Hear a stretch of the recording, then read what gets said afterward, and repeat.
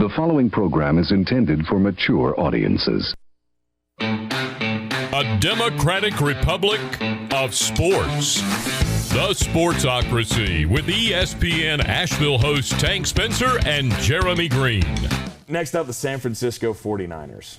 The 49ers have the quarterback controversy. Jimmy Garoppolo. It's not really Trey a controversy Lance. to me. It was. I think people it was want to because there was make so it much into talk one. about Garoppolo in New England. Yeah. Now, as time has gone on, and Kyle Shanahan said some weird shit about, hey, well, I don't even know if he'll be alive on Sunday. Okay, don't do that. Of all things you could say, don't say that shit, because that's insane. There's one thing with San Francisco that bothers me, but if you could satiate that fear for me, they're probably as likely a playoff team as there is in the league. Okay. And it's very much dependent on their best case, worst case scenario. Good health brings great wealth. You tell me San Francisco's healthy for 17 weeks. And by healthy, I mean you don't lose more than 2 starters all year long.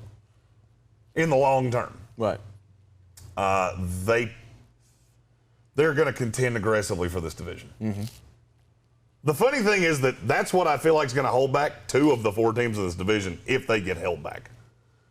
And that's injuries. Because it could decimate both teams we've already talked about. Did San Francisco last year. They're not markedly more talented this year than they were last year. And they went, what were they last year? 6 and 10? Yeah.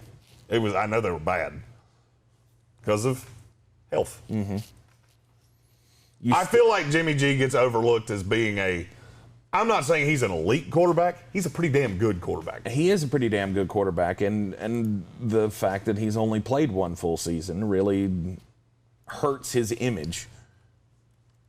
And that's why I think there's been so much scuttlebutt about Trey Lance. That and the fact that they traded up to number 3 to get him.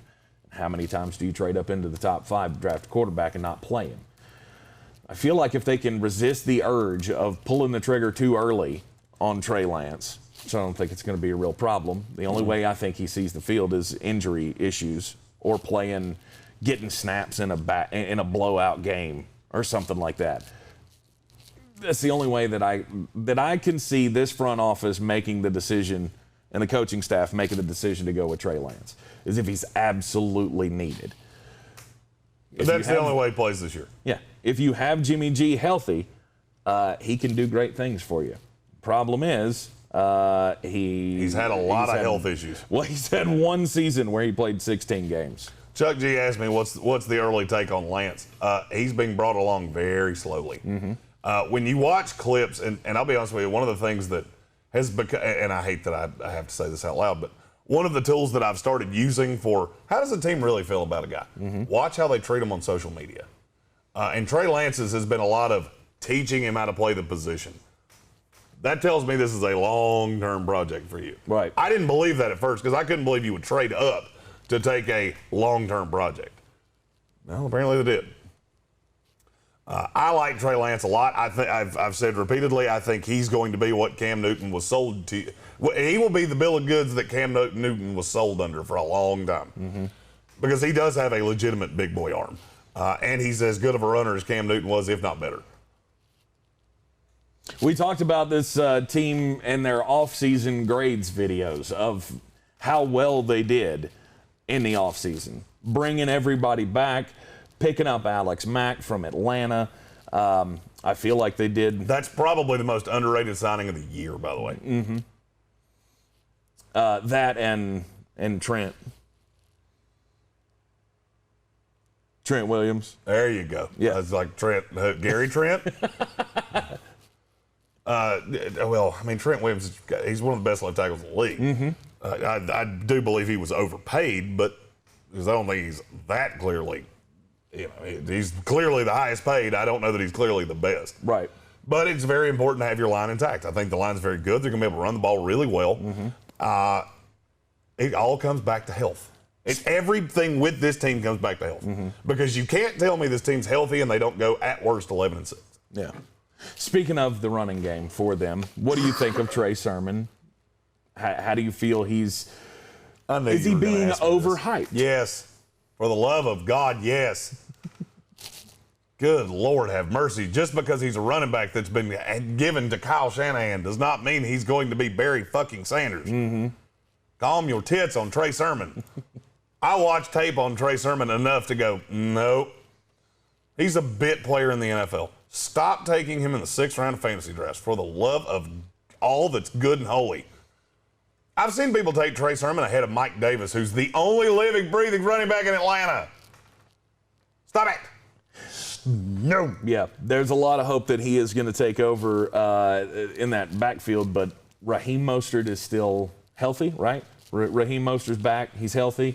I get that he doesn't really stay healthy, but I like Mostert a lot. I do too. And when he's in the game, he is a difference maker. I mean, he averages over 5 yards a carry. He can be a home run hitter from the backfield. So to me, I think Trey Sermon is being overblown, but I also feel like there is some value there to Trey Sermon because I think he's going to get a lot of snaps.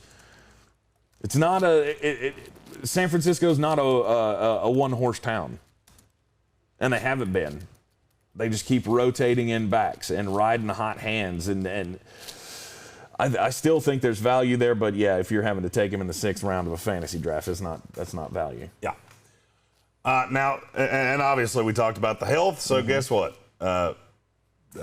Worst case scenario, wish you were still here. If this goes the same way it did last year, they're in trouble. Yes. This division's too good. You can't. I'll make a sweeping declaration. Mm-hmm. You tell me Trey Lance starts half this year, they finish last in the division. I'd agree with that. I'm hard on Seattle. They're still not bad. They're just the worst team in this division. And if you take any of these teams and start making injury things a thing, Seattle's better than you. Yeah. Seattle has the best quarterback in the division. It's not close. Mm-hmm. The fact that so much has changed on this coaching staff as well, is that going to be a problem? Is it going to be a problem that Rob Salah is no longer in town? That's the other side of wish you were still here. I don't foresee that because I believe that DeMeco Ryans is going to be DeMeco Ryans. What did I say? DeMeco. Oh, whatever. I don't know who that is. I think that's an old clothing brand. I think I had a pair of pants from Mecco at one point. No, that's those really large, cheap Smartie candies. The DeMeco. I have no idea what you're talking about.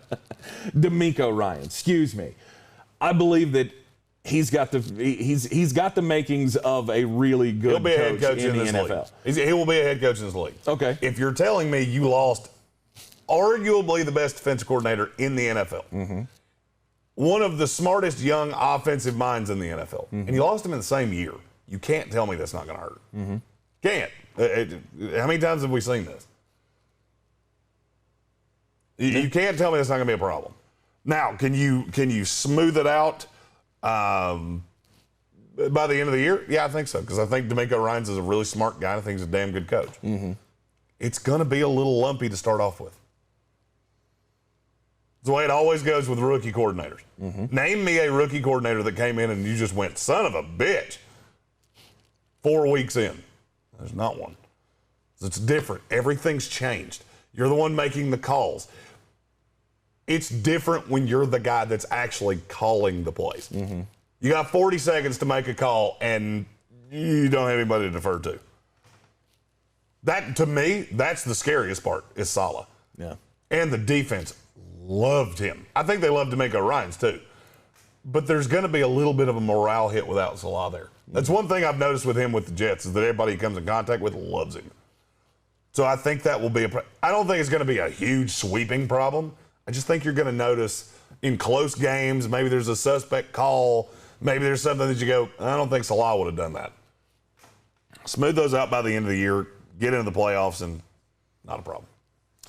Worst case scenario for this team. What's the worst they can be? I think it's 9-8. If healthy, I would say 10-7. If they're healthy. If they're not healthy, it could be 6-11.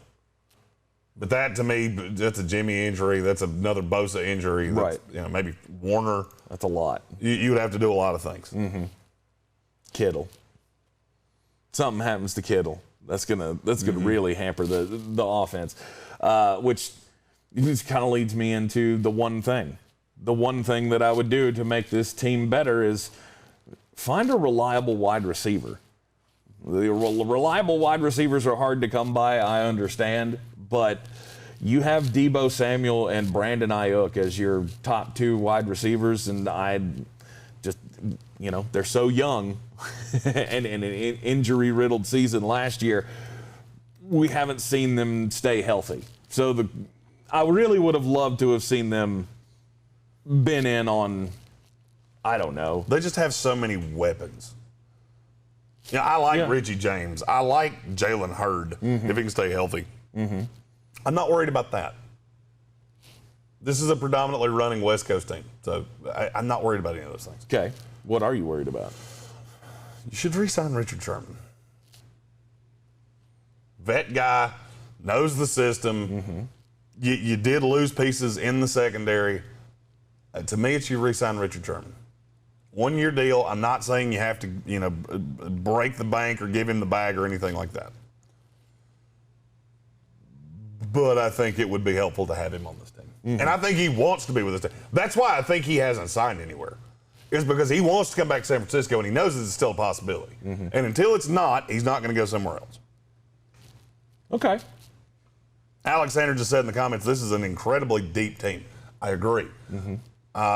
They're serviceable, deeper than probably any team in the league.